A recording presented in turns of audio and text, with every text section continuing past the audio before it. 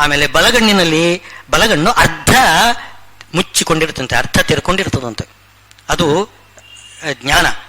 ಸೂರ್ಯದೇವರಿದ್ದಾರೆ ನೋಡಿ, ಭಾಸ್ವಾನ್ಮೇ ಭಾಸೇ ತತ್ವಂ ಚಂದ್ರಶ್ಚ ಆಹ್ಲಾದಕೃತ್ ಭವೇತ್ ಅಂತ. ಸೂರ್ಯದೇವರು ಜ್ಞಾನ ಕೊಡ್ತಾರೆ, ಚಂದ್ರದೇವರು ಆಹ್ಲಾದ ಕೊಡ್ತಾರೆ.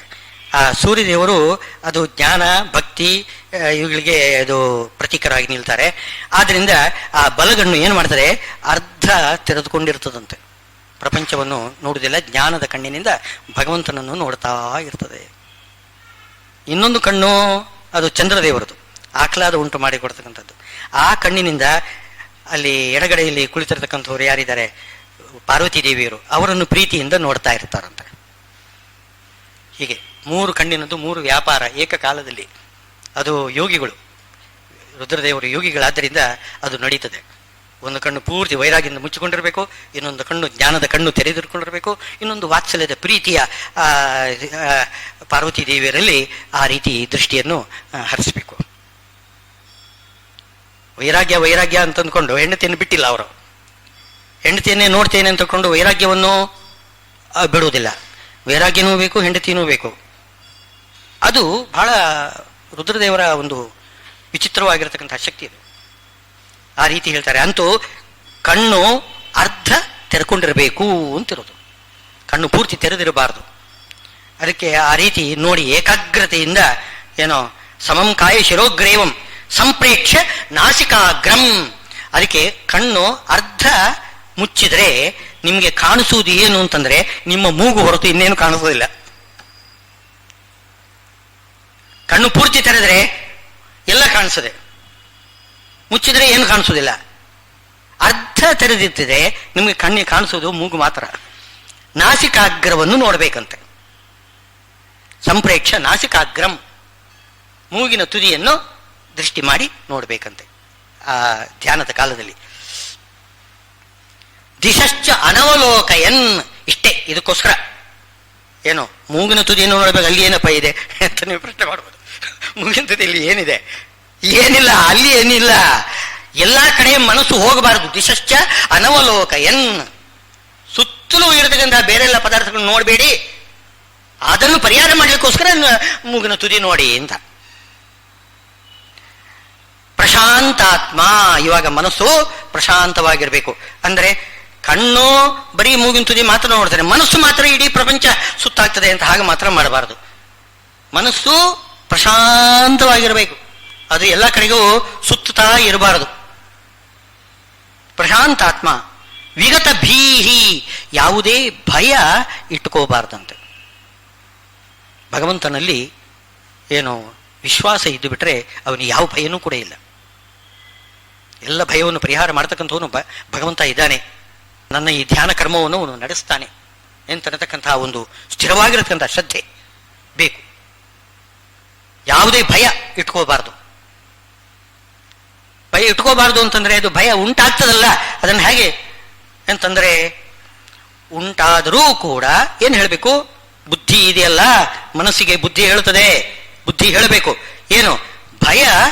ಭಗವಂತನೇ ತಾನೇ ಕೊಡೋದು ನಿನಗೆ, ಅವನಿಂದಾಗಿ ಬರುವುದು. ನಾನು ಅವನು ಧ್ಯಾನಕ್ಕೆ ಕುಳಿತಿದ್ದೇನೆ, ಖಂಡಿತವಾಗಿಯೂ ನನಗೆ ಭಯ ಕೊಡುವುದಿಲ್ಲ ಭಗವಂತ. ಆ ಒಂದು ವಿಶ್ವಾಸ ಬೇಕು. ವಿಗತ ಭೀಹಿ ಬ್ರಹ್ಮಚಾರಿಯೋ ವ್ರತೆ ಸ್ಥಿತ, ಬ್ರಹ್ಮಚರ್ಯ ವ್ರತದಲ್ಲಿ ಇರಬೇಕು. ಆ ವೈಷಯಿಕ ಸುಖದಲ್ಲಿ ಅವನು ಮನಸ್ಸನ್ನು ಹಾಕಬಾರದು. ಮನಸ್ಸಂಯಮ್ಯ ಮಚ್ಚಿತ್ತ ಯುಕ್ತ ಆಸೀತ ಮತ್ ಪರಹ, ಹರಿಸರೋತ್ತಮತ್ವ ಜ್ಞಾನವನ್ನು ಮಾತ್ರ ಯಾವ ಕಾಲದಲ್ಲೂ ಬಿಡಬಾರದು. ಬೇರೆ ದೇವತೆಗಳನ್ನು ಪೂಜೆ ಮಾಡ್ತೇನೆ, ಪರಮಾತ್ಮನನ್ನು ಪೂಜೆ ಮಾಡ್ತೇನೆ, ಹಾಗೆ ಮಾತ್ರ ಮಾಡಬಾರ್ದು. ಪರಮಾತ್ಮನಿಗೆ ಅವನು ಸರ್ವೋತ್ತಮ ಅಂತ ಆ ರೀತಿ ತಿಳ್ಕೊಳ್ಬೇಕು. ಇಲ್ಲದೆ ಹೋದರೆ ನಾವು ಮಾಡ್ತಕ್ಕಂತಹ ಕರ್ಮ ಫಲ ಕೊಡುವುದಿಲ್ಲ ಅಂತ ಹೇಳ್ತಾರೆ. ಪರಮಾತ್ಮನನ್ನು ಸರ್ವೋತ್ತಮ ಅಂತ ತಿಳ್ಕೊಳ್ಳದೆ, ಏನು ಪರಮಾತ್ಮ ಆದರೆ ಏನು? ಏಕೋ ದೇವ ಕೇಶವೋವಾ ಶಿವೋವಾ ಅಂತ ಈ ಬರ್ತದೆ ಶತಕದಲ್ಲಿ ಬರ್ತದೆ. ಶಿವ ಆದ್ರೇನು, ಕೇಶವ ಆದ್ರೇನು? ನಮ್ಗೇನು ಬೇಕಾದನ್ನು ಕೊಡ್ತಕ್ಕಂಥವನೇ ದೇವರು. ನಮ್ಗೆ ಯಾರಾದ್ರೇನು? ನಾವು ಬಯಸಿದ್ದನ್ನು ಕೊಡಬೇಕು. ಹೌದು, ಬಯಸಿದ್ದನ್ನು ಕೊಡ್ತಾನ ಶಿವ? ಬಯಸಿದ್ದನ್ನೆಲ್ಲ ಕೊಡುವುದಿಲ್ಲ. ಬೇರೆ ದೇವತೆಗಳು ಬಯಸಿದ್ದನ್ನೆಲ್ಲ ಕೊಡುವುದಿಲ್ಲ. ಅವರು ಕೊಟ್ಟದನ್ನು ನಾವು ತಗೋಬೇಕು ಹೊರತು ನಾವು ಬೇಡಿದನ್ನೆಲ್ಲ ಅವರು ಕೊಡುವುದಿಲ್ಲ. ಅವರು ಹೇಳ್ತಾರೆ, ವರಂ ವರೇ ಭದ್ರಂತೆ ಋತೆ ಕೈವಲ್ಯಮಾತ್ಮನಃ. ಮೋಕ್ಷ ಒಂದನ್ನು ಬಿಟ್ಟು ಇನ್ನು ಏನಾದರೂ ಕೇಳು ಕೊಡ್ತೇವೆ, ಮೋಕ್ಷವನ್ನು ಮಾತ್ರ ಕೇಳಬೇಡ. ಮೋಕ್ಷದಷ್ಟು ಜನಾರ್ದನ ಅಂತ ಹೇಳ್ತಾರೆ, ಕೊಡುವುದಿಲ್ಲ. ಆದ್ರಿಂದ ನೀವು ಅವರನ್ನು ಹೋಗಿ ಬೇಡಬಾರದು. ಅದಕ್ಕೆ ಹೇಳ್ತಾರೆ ವಿಜಯದಾಸರು ಒಂದು ಮಾತು ಹೇಳ್ತಾರೆ, ವ್ರತ ಜಪ ತಪ ಯಾಗಂಗಳ ಮಾಡುವೆನೆಂದು ಮನೆ ಮನೆದಪ್ಪದೆ ತಿರುಗಿ ಬಳಲಿದೆ. ಬೆಲೆಗೆ ಹೋಗದು ಸರಕು ಸಡಿಲದಯ್ಯ ಹರಿಯೇ, ಸಡಿಲುವಂತೆ ಮರೆಗೆ ತೆಗೆದು ನಿನ್ನ ಚರಣದ ಅಡಿಯಲ್ಲಿಟ್ಟು ಕಾಯೋ ರಂಗವಿಠಲ. ಶ್ರೀಪಾದರಾಜರು ಹೇಳ್ತಕ್ಕಂಥ ಮಾತು. ವ್ರತ ಜಪ ತಪ ಯಾಗಂಗಳ ಮಾಡುವೆನೆಂದು ಮನೆ ಮನೆ ದಪ್ಪದೆ ತಿರುಗಿ ಬಳಲಿದೆ. ಮನೆಗೆ ನಾನು ಹೋಗಿ ಜಪ ತಪ ಮುಂತಾದವುಗಳೆಲ್ಲ ತಗೊಳ್ಳಿ ತಗೊಳ್ಳಿ ತಗೊಳ್ಳಿ ಅಂತ ನಾನು ಮಾರಾಟಕ್ಕೆ ಅಂತ ಹೋದೆ. ಮನೆಗೆ ಮನೆ ಅಂತಂದ್ರೆ ಬೇರೆ ಬೇರೆ ದೇವತೆಗಳ ಮನೆ, ಬೇರೆ ಬೇರೆ ದೇವತೆಗಳ ಆಲಯ. ಏನೋ ಶಿವಾಲಯ, ದುರ್ಗಾಲಯ, ನಾಗಾಲಯ, ಇನ್ನೇನು ಭೂತ ಪ್ರೇತ ಆಲಯ, ಅದನ್ನು ಕೂಡ ಬಿಡೋದಿಲ್ಲ ಜನ. ಎಲ್ಲದಕ್ಕೂ ಕೂಡ ಹೋಗ್ತಾರೆ. ಜಪ ತಪ ನೇಮ ನಿಷ್ಠೆ ಯಾಗ ಎಲ್ಲವನ್ನೂ ಕೂಡ ನಿಮಗೆ ಕೊಡ್ತೇನೆ, ನನಗೆ ಸರಿಯಾದ ಬೆಲೆ ಕೊಡಿ, ನಾನು ಜಪ ಮಾಡ್ತೇನೆ, ನನಗೆ ಅದರ ಸರಿಯಾದ ಬೆಲೆ ಕೊಡಿ, ನಾನು ಇದನ್ನು ಮಾರಾಟ ಮಾಡ್ತೇನೆ. ನಾವು ಮಾಡೋದು ಇಷ್ಟೇನೆ. ಇವಾಗ ನಾವು ಜಪ ತಪ ಏನು ಮಾಡಿದರೂ ಕೂಡ ನನಗೆ ಇಂಥ ಒಂದು ಫಲಸಿದ್ಧ್ಯರ್ಥಂ ಅಂತಂತೇವೆ ನಾವು. ನಮಗೆ ಅದು ಇದಕ್ಕೋಸ್ಕರ ನಾನು ಜಪ ಮಾಡ್ತೇನೆ. ಏನೋ ಆದಿತ್ಯಾದಿ ನವಗ್ರಹ ದೋಷ ಪೀಡಾ ಪರಿಹಾರಾರ್ಥಂ ಅಂತ ಹೀಗೆಲ್ಲ ಹೇಳ್ತೇವೆ. ಪೀಡೆ ಗ್ರಹ ಪೀಡೆ ಪರಿಹಾರ ಆಗಬೇಕು, ಅದಕ್ಕೋಸ್ಕರ ನಾನು ಜಪ ಮಾಡ್ತೇನೆ ಅಂತ. ಯಾವುದೇ ಅದು ಪೀಡೆ ಪರಿಹಾರಕ್ಕೋಸ್ಕರ, ಪರಮಾತ್ಮನ ಅನುಗ್ರಹಕ್ಕೋಸ್ಕರ ಅಂತ ಹೇಳಬೇಕು. ಅದಕ್ಕನ್ನ ಹೇಳಿ ಏನು ಪರವಾಗಿಲ್ಲ, ಜೊತೆಗೆ ಅನುಗ್ರಹ ಸಿದ್ಧಾರ್ಥಂ ಅಂತ ಹೇಳಿ ಅನುಗ್ರಹ ದ್ವಾರ ಆ ರೀತಿ ನೀವು ಫಲವನ್ನು ಬಯಸಿದ್ರೆ ತಪ್ಪೇನಾಗುವುದಿಲ್ಲ. ಅಂತೂ ಬೇರೆ ಬೇರೆ ದೇವತೆಗಳ ಬಳಿಗೆ ಹೋಗಿ ಅವರಿಂದ ಇಂತಹ ಫಲವನ್ನು ಬೇಡ್ತಾ ಹೋಗ್ತವೆ. ನಾನು ಜಪ ಕೊಡ್ತೇನೆ, ನಿನಗೆ ತಪಸ್ಸು ಮಾಡಿ ಕೊಡ್ತೇನೆ, ಯಾಗ ಮಾಡ್ತೇನೆ, ಅದಕ್ಕೆ ತಕ್ಕಂಥ ಫಲ ಕೊಡು ನೀನು ಅಂತ ತಿಳ್ಕೊಂಡು ನಮ್ಮ ಸರಕು ತಕೊಂಡು ಹೋಗ್ತೇವೆ. ತುಂಬಾ ಸರಕಿದೆ ನಮ್ಮಲ್ಲಿ. ಮನೆಗೆ ಹೋಗ್ತೇವೆ, ಹೋಗಿ ಅವರಿವರನ್ನು ಹೋಗಿ ಬೇಡ್ತೇವೆ. ಎಲ್ಲ ದೇವತೆಗಳನ್ನು ಬೇಡಿದರೆ ಬೆಲೆಗೆ ಹೋಗದು. ಇದು ಯಾವುದು ಬೆಲೆಗೆ ಹೋಗುವುದಿಲ್ಲ. ಬೆಲೆಗೆ ಹೋಗುವುದಿಲ್ಲ ಅಂದ್ರೆ ಸರಿಯಾದ ಬೆಲೆ ಅವರು ಕೊಡೋದಿಲ್ಲ. ಅವರು ಚೌಕಾಶಿ ಮಾಡ್ತಾರೆ. ನನಗೆ ಮೋಕ್ಷ ಕೊಡು ಅಂತ ಕೇಳಿದ್ರೆ ಅದೊಂದನ್ನು ಬಿಟ್ಟು ಬೇರೆ ಏನಾದರೂ ಕೊಡ್ತೇನೆ ಅಂತಂತಾರೆ ಅವರು. ಅದೊಂದನ್ನು ಬಿಡು ಅಂತಂತಾರೆ. ಸರಿಯಾದ ಬೆಲೆ ಅಂದ್ರೆ ಮೋಕ್ಷ ಕೊಡಬೇಕು, ಅದು ಕೊಡುವುದಿಲ್ಲ ಅವರು. ಅವರು ಕೊಡುವುದು ಏನಿದ್ರು ಅಲ್ಪ ಬೆಲೆ ಕೊಟ್ಟು ಬಿಡ್ತಾರೆ. ಯಾವುದಾದ್ರು ಅಲ್ಪ ವಿಷಯ ಪದಾರ್ಥ, ಕ್ಷಣಿಕ, ಒಂದು ಕ್ಷಣಕಾಲ ಉಂಡು ಅದನ್ನು ತೀರಿಸಿಬಿಡ್ತೇವೆ. ಆಮೇಲೆ ಅವು ಉಣ್ಣುವಾಗಲೂ ದುಃಖ, ಆಮೇಲೂ ದುಃಖ. ಇಂಥದ್ದು ಅದು ಬೆಲೆಗೆ ಹೋಗದು ಸರಕು, ಬೆಲೆಗೆ ಹೋಗದು ಸರಕು. ಸಡಿಲದಯ್ಯ, ಅದು ಸಡಿಲುವುದೇ ಇಲ್ಲ ನನ್ನ ಕೈಯಿಂದ. ಅದು ಏನು ಬಿಟ್ಟು ಹೋಗೋದೇ ಇಲ್ಲ, ನಾನು ಒತ್ತುಕೊಂಡುವುದೇ. ಅದೇ ನನಗೆ ಒಂದು ದೊಡ್ಡ ಶಿಕ್ಷೆ. ಆ ಭಾರ, ಜಪ ತಪ ಯಾಗಗಳ ಒಂದು ಶ್ರಮ ನಾನು ಮಾಡಿಕೊಂಡಿದ್ದೇನೆ. ಅದು ಹೊರತು, ಆ ದುಃಖ ಹೊರತು ಏನು ಅದರಿಂದ ಫಲ ಇಲ್ಲ. ಅದು ಸಡಿಲುವುದೇ ಇಲ್ಲ, ಅದು ಬೆಲೆಗೆ ಹೋಗುವುದೇ ಇಲ್ಲ. ಅದಕ್ಕೆ ಏನ್ ಮಾಡ್ಬೇಕು ನೀನು? ಸಡಿಲುವಂತೆ ಮರೆಗೆ ತೆಗೆದು ನಿನ್ನ ಚರಣದಡಿಯಲ್ಲಿಟ್ಟು ಕಾಯೋ. ನನ್ನ ಜಪ ತಪ ಎನ್ನೆಲ್ಲ ನೀನು ಮಾಡಬೇಕು. ಏನು ಮರೆಗೆ ತಕೊಂಡು, ಯಾರಿಗೂ ಕಾಣಿಸೋದು ಬೇಡ. ನಾನು ಏಕಾಂತದಲ್ಲಿ ನಾನು ನಿನ್ನ ಬಳಿಗೆ ಬರ್ತೇನಪ್ಪ. ಏಕಾಂತದಲ್ಲಿ ಯಾರು ಕಾಣದೆ ಇರುವಾಗ ಏಕಾಂತದಲ್ಲಿ ನಿನ್ನ ಬಳಿಗೆ ಬರ್ತೇನೆ. ನನ್ನ ಜಪ ತಪಸ್ಸು ಯಾಗ ಎಲ್ಲನೆಲ್ಲ ನಿನ್ನ ಕಡೆ ಕೊಡ್ತೇನೆ. ಮರೆಗೆ ತಂದು ನಿನ್ನ ಚರಣದ ಅಡಿಯಲ್ಲಿ ಇಟ್ಟು ಬಿಟ್ಟು ಏನು ಮಾಡಬೇಕು? ನನ್ನನ್ನು ಕಾಯುವುದು ಅಂತಂದ್ರೆ ಮೋಕ್ಷ ನೀಡು ಅಂತ ಅರ್ಥ. ಅದು ನಿಜವಾಗಿರತಕ್ಕಂತಹ ಒಂದು. ಆದ್ರಿಂದ ಪರಮಾತ್ಮನ ಸರ್ವೋತ್ತಮತ್ವ, ಅವನೇ ಮೋಕ್ಷದಾಯಕನಾಗಿರತಕ್ಕಂಥವನು. ಈ ಭಾವನೆಯಿಂದಲೇ ಆಗ ಜಪ ತಪ ಇತ್ಯಾದಿ ಧ್ಯಾನ ಇತ್ಯಾದಿಗಳೆಲ್ಲ ಮಾಡಬೇಕು. ಧ್ಯಾನ ಮಾಡುವಾಗ ಯುಕ್ತ ಆಸೀತ ಮತ್ಪರಹ. ಮತ್ಪರಹ ಅಂದ್ರೆ ಅಹಮೇವ ಪರಹ ಯಸ್ಯ ಸಹ ಮತ್ಪರಹ ಅಂದ್ರೆ ಹರಿಯೇ ಸರ್ವೋತ್ತಮ ಅಂತಕ್ಕಂಥ ಶ್ರದ್ಧೆ ಇಟ್ಟುಕೊಂಡೇ ಜಪ ತಪ ಅನುಷ್ಠಾನ ಏನಾದರೂ ಮಾಡಬೇಕು, ಧ್ಯಾನ ಅನುಷ್ಠಾನ ಮಾಡಬೇಕು. ಆವಾಗಲೇ ಅದಕ್ಕೆ ಸರಿಯಾದ ಬೆಲೆ ಸಿಗ್ತದೆ. ನಾವು ಬೆಲೆಗೆ ಮಾರಾಟ ಮಾಡೋದಲ್ಲ. ಆದರೂ ಕೂಡ ಬೆಲೆ ಸಿಗಬೇಕು ಅಂತಂದರೆ ನಿಮಗೆ ಪರಮಾತ್ಮನನ್ನು ಹೋಗಿ ಬೇಡಬೇಕು, ಅವರಿವರನ್ನು ಬೇಡಬೇಡಿ. ಇಷ್ಟು ಹೇಳ್ತಾರೆ. ಪರಮಾತ್ಮನನ್ನೇ ಬೇಡಿ. ಏನು ಹೇಳಬೇಕು? ಮೋಕ್ಷವನ್ನೇ ಬೇಡಬೇಕು. ಬೇಡುವುದಾದರೆ ಪರಮಾತ್ಮನನ್ನೇ ಬೇಡಬೇಕು. ಏನು ಬೇಡಬೇಕು ಅಂತಂದ್ರೆ ಮೋಕ್ಷವನ್ನೇ ಬೇಡಬೇಕು. ಅದು ಹೊರತು ಅನ್ಯ ದೇವತೆಗಳ ಬಳಿ ಹೋಗಿ ಬೇರೆ ವಿಷಯ ಪದಾರ್ಥಗಳನ್ನು ಯಾವುದನ್ನೇ ಬೇಡಬಾರದು. ಯುಕ್ತ ಆಸೀತ ಮತ್ಪರಃ. ಆಗ ಯುಂಜನ್ನೇವಂ ಪರಾ ಸದಾತ್ಮಾನಂ, ಈ ರೀತಿಯಾಗಿ ಭಗವಂತನನ್ನು ಧ್ಯಾನ ಮಾಡ್ತಾ ಬಂದರೆ ನಿಯತ ಮಾನಸಃ, ಏನು ಯಾವಾಗಲೂ ಮನಸ್ಸನ್ನು ಪರಮಾತ್ಮನಲ್ಲೇ ಇಡಬೇಕು. ಸ್ವಲ್ಪ ಕಾಲ ಪರಮಾತ್ಮನಲ್ಲಿ ಇಡೋದು, ಆಮೇಲೆ ಸ್ವಲ್ಪ ಅದಕ್ಕೆ ಬ್ರೇಕ್, ಎನ್ನೋದೇ ಬೇರೆ ಯಾವ್ದಾದ್ರೂ ದೇವತೆಗಳನ್ನು ಆರಾಧನೆ ಮಾಡೋದು. ಯಾಕೆಂದ್ರೆ ಅವರು ಕೂಡ ಏನಾದರೂ ಕೊಡ್ತಾರೆ, ಅದು ಬಿಡಬೇಕು. ಯಾಕೆ? ಅವರು ಬೇಕಾದ್ದನ್ನು ಕೊಡ್ತಾರೆ, ಐಹಿಕ ಕೊಡ್ತಾರೆ. ಇವನು ಪರಮಾತ್ಮ ಐಹಿಕ ಕೊಡೋದಿಲ್ಲ, ಕೇಳಿದ್ರು ಕೂಡ ಕೊಡೋದಿಲ್ಲ. ಏನ್ ಮಾಡ್ತಾರೆ? ಅವನು ಕೊಡೋದಿಲ್ಲ ಅಂತಾರೆ. ಕ್ಷಿಪ್ರ ಪ್ರಸಾದ. ಉಳಿದವರ ದೇವತೆಗಳೆಲ್ಲ ಹಾಗಲ್ಲ, ಬೇಗನೆ ಒಲಿದು ಐಹಿಕ ಸಂಪತ್ತನ್ನು ಕೊಟ್ಟು ಬಿಡ್ತಾರೆ. ಯದ್ವಾರಿ ಮತ್ತ ಮಾತಂಗಾಹ ಏನು ಪೂರ್ಣೇಂದು ವದನ ನಾರ್ಯ ಶಿವಪೂಜಾ ವಿಧೇ ಫಲಂ ಅಂತ ಅಂದಿದ್ದಾರೆ. ಒಳ್ಳೆ ಬಂಗಲೆ, ಮನೆ, ಕಾರು ಇಂಥವುಗಳೆಲ್ಲ ಪದಾರ್ಥಗಳು ಎಲ್ಲ, ವಾಹನಗಳು ಎಲ್ಲ ಇರಬೇಕು. ಮನೆ ತುಂಬಾ ಎಲ್ಲ ಹೆಂಡತಿ ಮಕ್ಕಳು ತುಂಬಿಕೊಂಡಿರಬೇಕು. ನಂದು ಗೋಕುಲದ ಹಾಗಿರಬೇಕು. ಇಂಥ ಮನೆ ಸುಖ ಅದು ಶಿವಪೂಜಾ ವಿಧೇ ಫಲಂ. ಶಿವನ ಪೂಜೆ ಮಾಡಿದರೆ ಇಂಥ ಇದು ಸಂಪತ್ತು ಸಿಗ್ತದೆ. ಇದು ಶಿವಪುರಾಣದಲ್ಲಿ ಇದೆ ಇಂಥ ಮಾತು. ಹೌದು, ಶಿವಪೂಜಾ ಮಾಡಿದರೆ ಇಂಥದ್ದು ಬೇಕಾದರೂ ಸಿಗ್ತದೆ. ಆದರೆ ಆ ರೀತಿ ನಮಗೆ ಮೋಕ್ಷನೂ ಬೇಕು, ಈ ಕಡೆಯಿಂದ ಇದೂ ಕೂಡ ಬೇಕು ಅಂತ ಒಮ್ಮೆ ಅವನ ಬಳಿಗೆ ಹೋಗುದು, ಒಮ್ಮೆ ಇವನ ಬಳಿಗೆ ಬರೋದು. ಒಮ್ಮೆ ಕೇಶವ, ಇನ್ನೊಮ್ಮೆ ಶಿವ, ಇಬ್ಬರೂ ಬೇಕು ನಮಗೆ. ಹಾಗೆ ಮಾತ್ರ ನಿಯತ ಮಾನಸ, ಹರಿಯಲ್ಲೇನೇ ಮನಸ್ಸಿಡಬೇಕು. ಒಂದೇ ಕಡೆಯಲ್ಲಿ ಮನಸ್ಸಿಟ್ಟು, ಯಾಕೆಂದರೆ ನಿಮಗೆ ಆ ಕಡೆ ಮನಸ್ಸಿದೆ ಅಂತಂದ್ರೆ ಮೋಕ್ಷ ಖಂಡಿತವಾಗಿ ಕೊಡೋದಿಲ್ಲ ಭಗವಂತ. ನಿಯತ ಮಾನಸ ಶಾಂತಿಂ ನಿರ್ವಾಣ ಪರಮಾಂ ಮತ್ ಸಂಸ್ಥಾಂ ಅಧಿಗಚ್ಚತಿ. ಈ ರೀತಿ ಮಾಡಿದರೆ ಮಾತ್ರ ನಿರ್ವಾಣ ಪರಮಾಂ. ನಿರ್ವಾಣ ಶಬ್ದಕ್ಕೆ ಅರ್ಥವೇನು ಅಂತಂದ್ರೆ, ಲೋಕದಲ್ಲಿ ನಿರ್ವಾಣ ಅಂತಂದ್ರೆ ಬೆತ್ತಲೆ ಆಗೋದು ಅಂತ, ಬಟ್ಟೆಯನ್ನೆಲ್ಲ ಬಿಚ್ಚಿ ಹಾಕೋದು ನಿರ್ವಾಣ ಅಂತ. ಹೌದು, ಅದು ತಪ್ಪೇನಲ್ಲ. ಬಟ್ಟೆ ಅಂದ್ರೆ ಯಾವುದು ಬಟ್ಟೆ? ಇದು ಲಿಂಗ ಶರೀರ. ಲಿಂಗ ಶರೀರವೇ ಬಟ್ಟೆ. ಇದು ಅದನ್ನು ತೆಗೆದು ಸ್ವರೂಪ ಶರೀರದಲ್ಲಿ ಇರೋದು, ಅದು ನಿರ್ವಾಣ. ಆ ನಿರ್ವಾಣ ಪರಮಾಂ, ಆವಾಗ ಸಿಗತಕ್ಕಂತಹ ಯಾವುದೊಂದು ಆನಂದ ಏನಿದೆ, ಮೋಕ್ಷದ ಆನಂದ, ಅದು ಪರಮಾಂ ಮತ್ ಸಂಸ್ಥಾಂ ಅಧಿಗಚ್ಚತಿ. ನನ್ನ ಬಳಿಯಲ್ಲೇ ಇದ್ದು ನನ್ನ ನನ್ನಲ್ಲೇ ಮನಸ್ಸನ್ನು ಇಡ್ತಕ್ಕಂಥದ್ದೇ ಇಂಥವನಿಗೆ ಮೋಕ್ಷ ಸುಖವನ್ನು ಕೊಡ್ತೇನೆ ಅಂತ ಭಗವಂತ ಹೇಳ್ತಾ ಇದ್ದಾನೆ. ಇನ್ನು ಈ ರೀತಿ ಧ್ಯಾನ ಮಾಡ್ತಾ ಇರುವಾಗ ಆಹಾರಾದಿ ನಿಯಮಗಳು ಹೇಗೆ? ಈಗ ಆಸನಾದಿ ನಿಯಮಗಳನ್ನೆಲ್ಲ ಹೇಳಿದರು. ಇನ್ನು ಆಹಾರಾದಿ ನಿಯಮಗಳು ಹೇಗೆ ಎಂತ ಮಾತಿಗೆ ಹೇಳ್ತಾರೆ. ನಾತ್ಯಶ್ನತಸ್ತು ಯೋಗೋಸ್ತಿ. ತುಂಬಾ ಊಟ ಮಾಡಿದರೂ ಯೋಗ ಬರೋದಿಲ್ಲ ಅಂತೆ, ಧ್ಯಾನ ಮಾಡಲಿಕ್ಕೆ ಬರೋದಿಲ್ಲ, ನಿದ್ದೆನೆ ಬರ್ತದೆ. ತುಂಬಾ ಊಟ ಮಾಡಿದರೆ. ನಾತ್ಯಶ್ನತಸ್ತು ಯೋಗೋಸ್ತಿ. ನಚೀಕಾಂತಂ ಅನಶ್ನತಃ.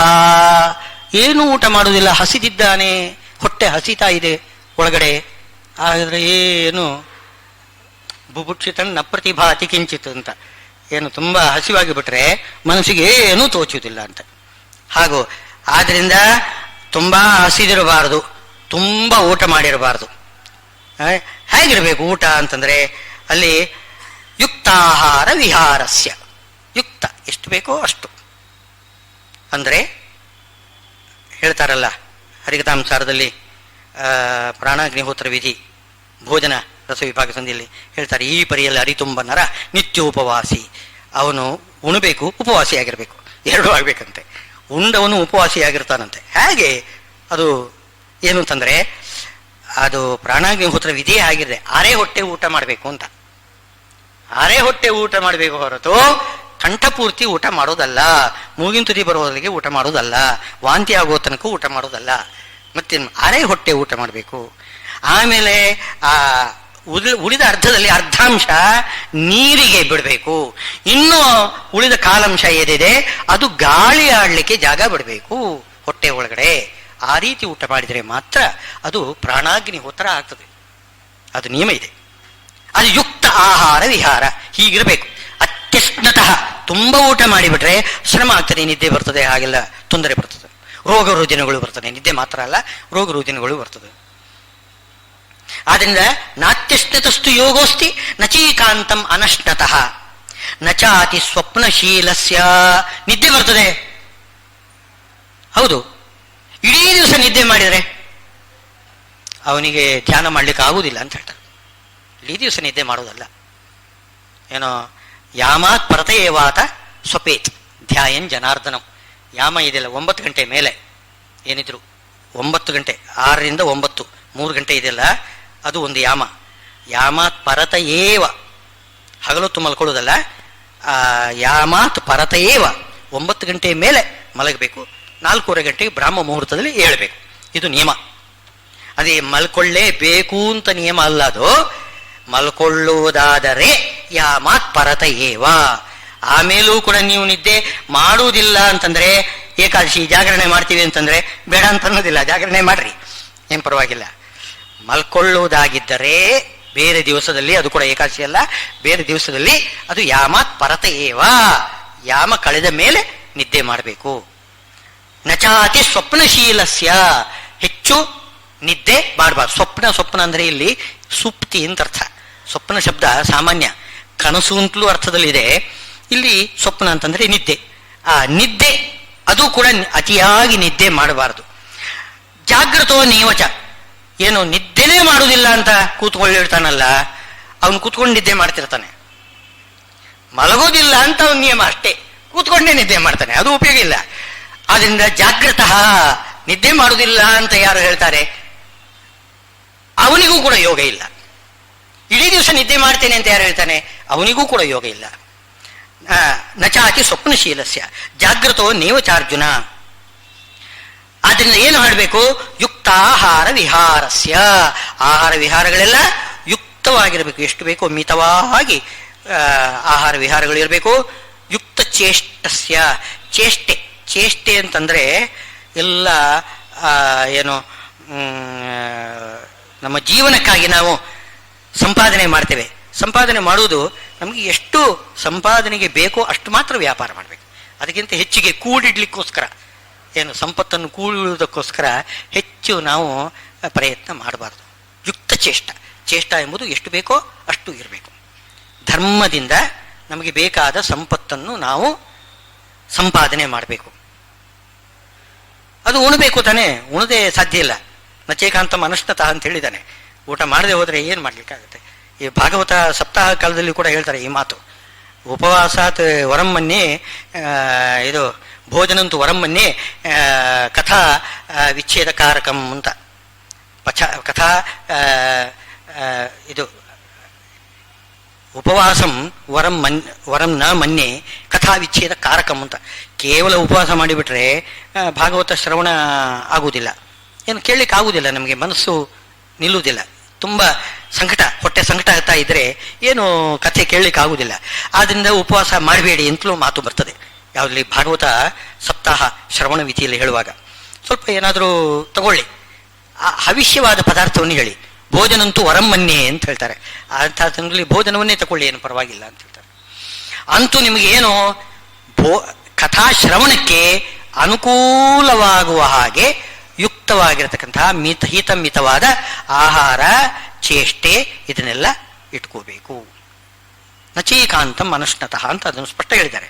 ಯುಕ್ತ ಸ್ವಪ್ನ ಅವಬೋಧಸ್ಯ, ಸ್ವಪ್ನ ಮತ್ತು ಅವಬೋಧ, ನಿದ್ದೆ ಮತ್ತು ಎಚ್ಚೆತ್ತಿರುವುದು ಎರಡೂ ಕೂಡ ಯುಕ್ತವಾಗಿರಬೇಕು, ಹಿತಮಿತವಾಗಿರಬೇಕು. ಯೋಗೋ ಭವತಿ ದುಃಖ ಅಂತ ಈ ಮಾತು ಒಂದು ಹೇಳ್ತಿದ್ದಾರೆ. ಈ ರೀತಿಯಾಗಿ ಇರತಕ್ಕಂಥವನು ಯೋಗಕ್ಕೆ ಕುಳಿತುಕೊಂಡ್ರೆ, ಯೋಗ ಅಂದ್ರೇನು? ಧ್ಯಾನ. ಧ್ಯಾನಕ್ಕೆ ಕುಳಿತುಕೊಂಡ್ರೆ ಆ ಧ್ಯಾನ ಅವನ ದುಃಖವನ್ನು ಪರಿಹಾರ ಮಾಡ್ತದೆ. ಇಲ್ಲದೆ ಹೋದರೆ ದುಃಖವನ್ನು ಪರಿಹಾರ ಮಾಡಲಿಕ್ಕೆ ಆಗುವುದಿಲ್ಲ. ಹೇಳ್ತಾರೆ ಈ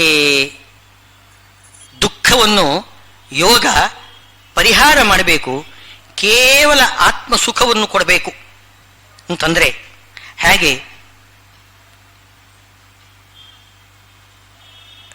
ಧ್ಯಾನ ಕಾಲದಲ್ಲಿ ನಾವೇನು ಮಾಡ್ತೇವೆ?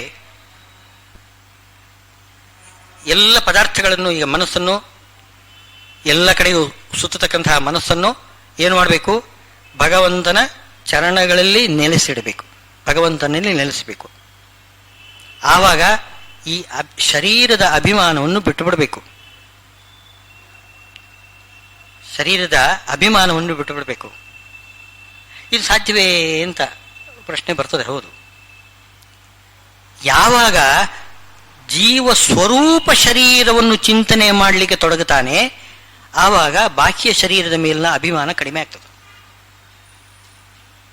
ನನ್ನ ಸ್ವರೂಪ ಶರೀರ ಚಿನ್ಮಯವಾದ ಸಚ್ಚಿದಾನಂದಮಯವಾದ ಸ್ವರೂಪ ಶರೀರ ನನ್ನಲ್ಲಿದೆ ಅಂತ ಚಿಂತನೆ ಮಾಡಬೇಕು.